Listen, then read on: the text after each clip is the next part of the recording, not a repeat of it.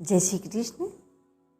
कथं विधामहं योगिं स्त्वां सदा परिचिन्तयन् केषु केषु च भावेषु चिन्त्योऽसि भगवन्मया। अध्याय 10 श्लोक 17। व्याख्या। कथं विधामहं योगी स्त्वां सदा परिचिन्तयन्। 7वें श्लोक में भगवान ने कहा कि जो मेरी विभूति और योग को तत्व से जानता है वह अविचल भक्ति योग से युक्त हो जाता है। इसीलिए अर्जुन भगवान से पूछते हैं कि हरदम चिंतन करता हुआ मैं आपको कैसे जानूं। केषु केषु च भावेषु चिंत्योऽसि भगवन्मया।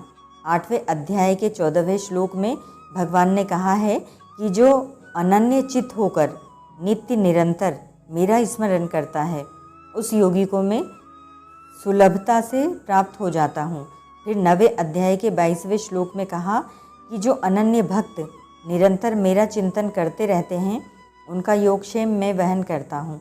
इस प्रकार चिंतन की महिमा सुनकर अर्जुन कहते हैं कि जिस चिंतन से मैं आपको तत्व से जान जाऊँ वह चिंतन मैं कहाँ कहाँ करूँ, किस वस्तु व्यक्ति देश काल घटना परिस्थिति आदि में अपना चिंतन करूं।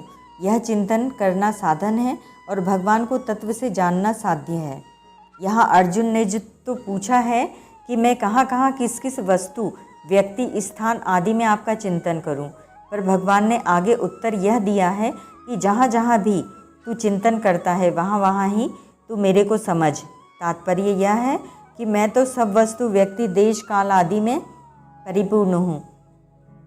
इसीलिए किसी विशेषता महत्ता सुंदरता आदि को लेकर जहाँ जहाँ तेरा मन जाता है वहाँ वहाँ मेरा ही चिंतन कर, अर्थात वहाँ उस विशेषता आदि को मेरी ही समझ।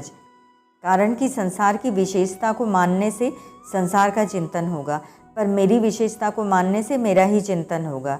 इस प्रकार संसार का चिंतन मेरे चिंतन में परिणत होना चाहिए।